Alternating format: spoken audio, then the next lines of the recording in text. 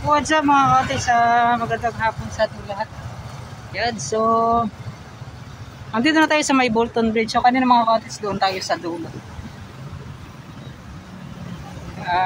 Kita na po ninyo, so matraffic po dito sa daanan ng Bolton Bridge. Patungo po dito sa yan, sa south portion. Yan o. Yung pupuntahan natin ngayon, yung pagdidemolish po ng kabahayan. Yan. Dito po sa may Quimpo Boulevard. Yan, umusad din mga cottage.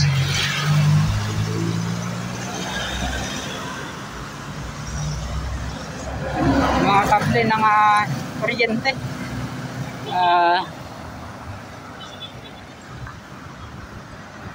So yun nga po ay sa unang update natin, yung tumalon po na tawag dyan na tao.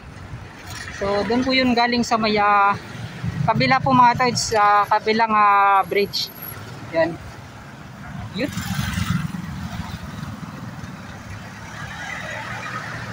So doon na po sa unang natagpuan mga cottage. Yan. So di makita dito kasi dito tayo dumaan mga cottage.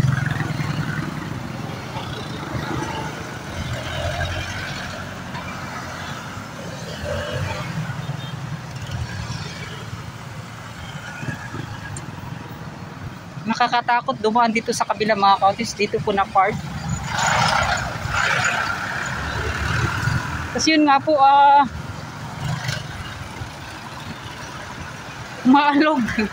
maalog po yung bridge na to.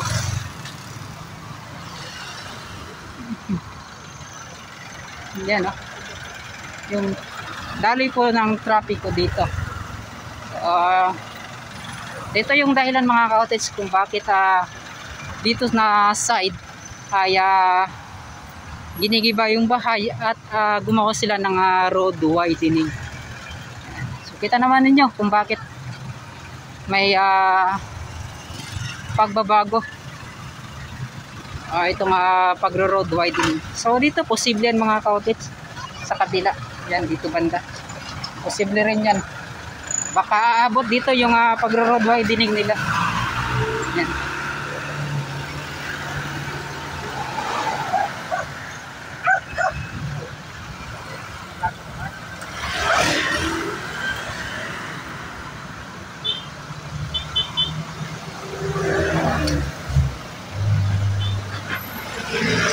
So yan, sa may Quimpo Boulevard.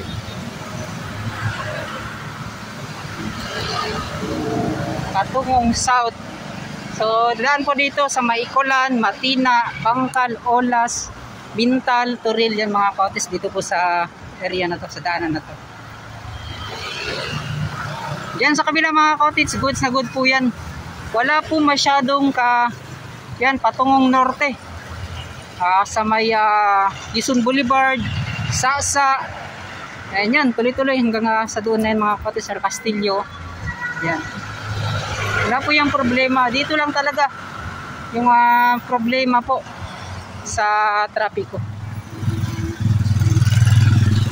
Kita naman po ninyo.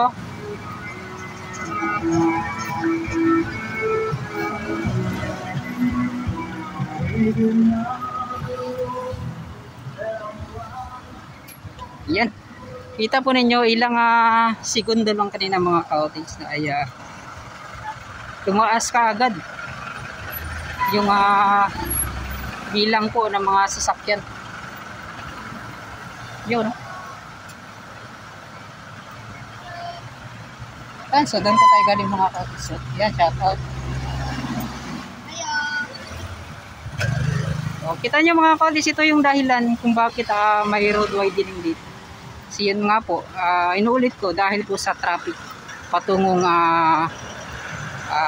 Timog. Yan.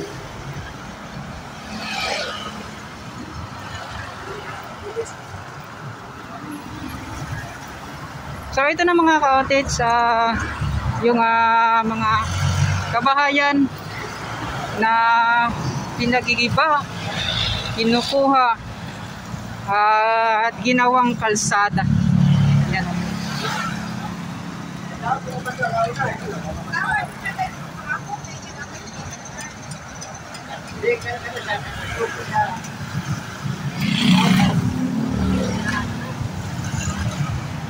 So ito na nga mga ka-cottage, may forma na kung paano po palalawakin itong daanan. So dyan po yung kantuhan niya. So may retaining wall na ginawa. Tapos sidewalk. Yan mga ka-cottage. So yan, mas malawak na dito sa bahaging ito mga ka-cottage. Ngunit dito pa lang po yung unang kanilang ginawa sa pagpalawak po ng daanan na to. Yan. So yun, at kita na po ninyo mga cottage kung anong mayroon dito. Ayan. So sobrang bilis po ng kanilang pagtambak. So mababa pa to dati. Ngayon yan, no.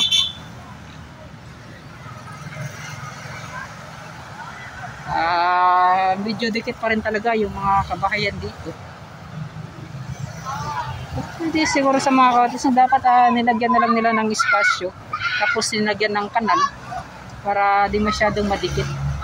So abot na mga balang araw nito mga cottage, yung mga posible yung mga kabahayan dito ay didikit pa rin.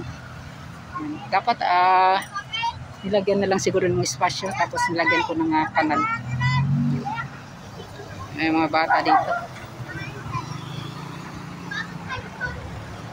So ito yung nakita natin at nakuha nating update. So sa kanilang mga nakuha mga cottage, may 2 or 3 metro or dalawa at kalahati. Yan mga cottage yung nadagdag dito. Kasi dati mga cottage, ito po yung sidewalk. Yan, dito banda. Tapos ito parang ito yung nakuha nila doon sa unahan. Yan, oh. Sobrang bilis po ng trapiko dito na inyong makikita. Ngunit itong mga poste parang ito po ay hindi na siguro ito makukuha mga cottage. Yan. Yan, shout out mga bata. Yan. Yun, no? So dito at least malawak po yung ginawang sidewalk dito. So doon mga cottage, dyan pa pala yung kanilang natapos sa paggawa ng retaining wall.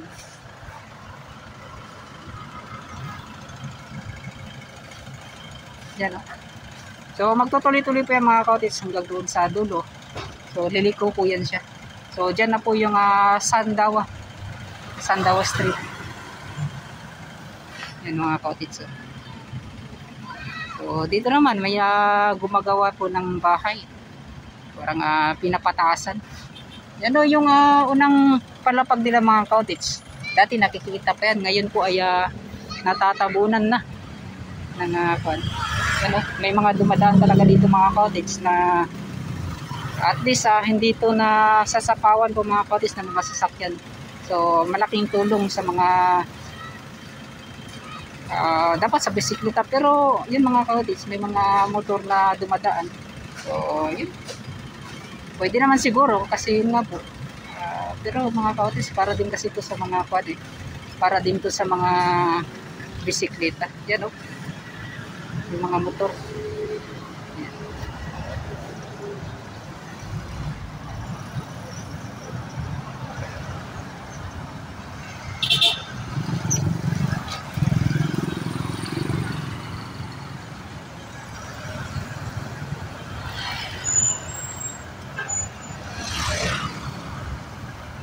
Yun. So kita ninyo kung hanggang saan pa yung mga natapos nila.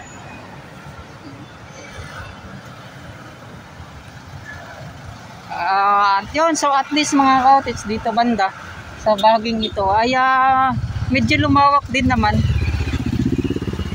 Pag ganitong oras talaga yung trapiko dito ay magkukumpul-kumpul yan mga cottage hanggang mamayang gabi, hanggang alas 10, hanggang yan, ganyang oras.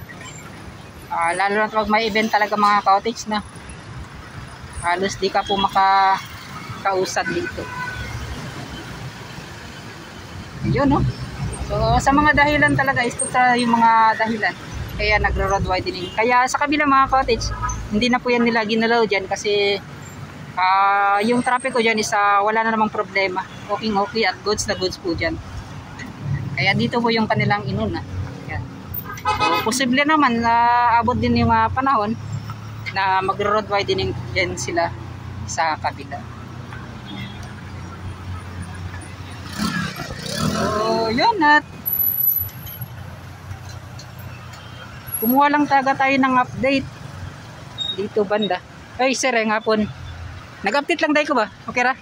Ayan, salamat Sir, pwede mo na sir. Kaning diri sa kilid sir, dili na ni siya kuanon. Apil gyapon day. So, di ba sir, bago ra man nagi kwantong dalan dira, bago ra gitrabaho. Pero di na siya bungkagon dira kanang baong gibuhat. Adi na. Ay kan lang diri sa kilid. Mga pila ka metro sir ang makuha dira sa kilid sir. Kani diri kaning nga balaya. So wala pa na siya nabayaran dira sir. Kani diri ang mga balay sa kilid. Bayaran na, so pagguba na lang gid ang kulang. Sa tuloy-tuloy na padulong sa tumoy sir or adira lang taman. So palikuan lang gid siya padulong diri. So sa unahan dili na. So kani sir makako sa tungod man gud ni sa kaning traffic dira sir mo nagi-road widening mo. So kani mga poste sir, di kwaon matanggal gyapon ni. So kana yun, kani siya under ni sa city government o sa DP. Sa DP na. So kani mga kanusam ni siya posible mahuman sir ang kanang trabaho niya diri. December mahuman na sir no. Murag pila ka bulan lang giday no ang inyong pagtrabaho ani. So diri lang. So kanina pod next dira banda. Next dira na pod banda sa Pikas. So pero nakakuha na sir, kuan na kanang naka-adlaw na kung kano sa ang pagguba ng mga kabalayan or kanang pagguba ng mga kabalayan na sa adlaw or nakakuha na. Wala naguba ang balay. Ay kanilang diri sa kilid pero sa unahan dili na. Kanilang di ay kanang palikuanan lang. Kaya binako sa unahan pa mga kaudit sa kanilang. Yan. So kato dito magsugod sir. Mo ana siya muliko. Yan. So temporary bang house na sila dili mga kaudit. So kana mga cottage diri banda. Pero sir dito to sa unahan sir, kani nga sumpay ani posible ba mga kaon gyapon? Ang sumpay ani dito sa unahan posible ba mga kaon gyapon mag-road widening dira? Wala pa siya pan no. Sabay klaro. So kanilang sig dayong giuna. Sir salamat shoutout day sa inyo sir. Yan shoutout day kana sir nga nagtrabaho diri Yan shoutout kay sir. Daghan mo nagtrabaho diri sir. Siyam mo kabuok. So shoutout daw siya siyam nga nagtrabaho sa kanay foreman ka sir or engineer. Ay. Trabahante lang. So shoutout daw sa mga nagtrabaho. Sir salamat sir. Yan shoutout. So yan project ng DP mga cottage ito nga road widening na to. So dito may makukuha kunti lang pala mga cottage yung paliko lang niya para lang po magtagpo diyan sa unan mga cottage. So and at ito makukuha to sigurado.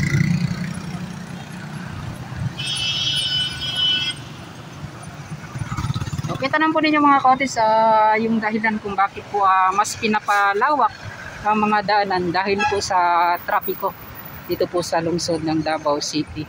Yan. At unti-unti na talagang dumadami yung mga sasakyan dito. Kaya yun nga po mga cottage ay isa sa mga kailangan talaga pagtuunan ng pansin itong mga kalsada. Maraming salamat at hanggang dito na lang ay papaalam na po ako mga cottage.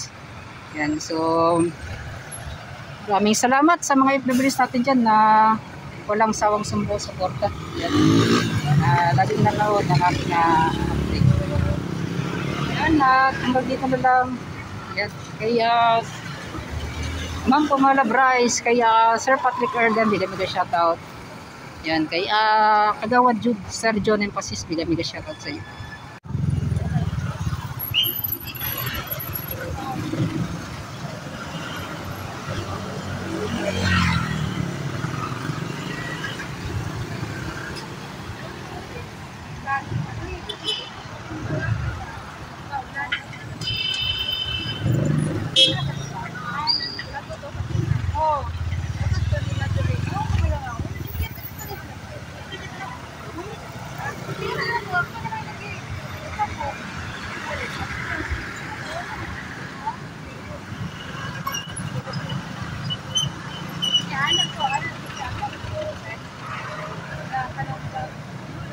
Yan, hintay muna tayo mga ka-hottits kasi pauwi na tayo. Hintay lang tayo sa pag-signal, go signal ng CCTV mo. Yan, para makadaan tayo dito sa pedestrian. Yan o, kita po niyo yung napakaraming sasakyan na dumadaan dito. Tuwing hapon po yan sa may Pimpo Boulevard. Yan, galing po yan sa Quezon Boulevard, Bolton Bridge at patungo po dito. Yan.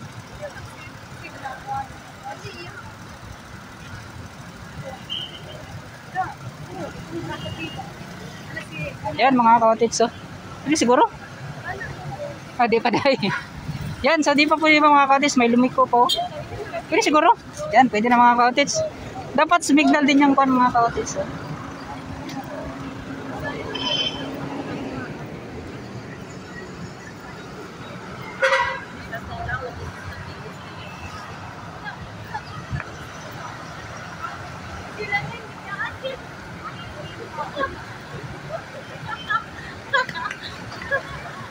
So ito mga ka-hottits, at kita ninyo kung so kanina nag-aalangan sa pagtawid ay kasi walang signal yung CCTV mo. At lalong-lalo sa mga tumatawid mga ka-hottits, dapat meron talagang sa kabila, kasi dalawa sila doon, dapat may isa dito mga ka-hottits. Yun, maraming salamat at pauwi na tayo. Sasakay na tayo ng jeep. Ganito lang mga ka-hottits, commute lang tayo para makauwi. So dyan po yung Ecoland Terminal mga ka-hottits. So yan, papalam na ako, babay na.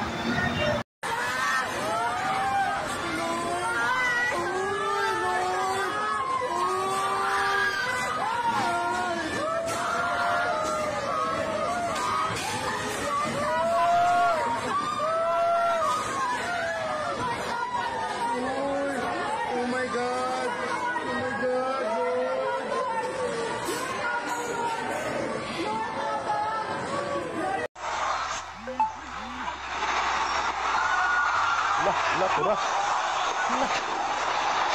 Dia tahu saya mesti buat apa dah. Ini pun dua kebuk. Buka apa senin puasa. Lekubnya bahasa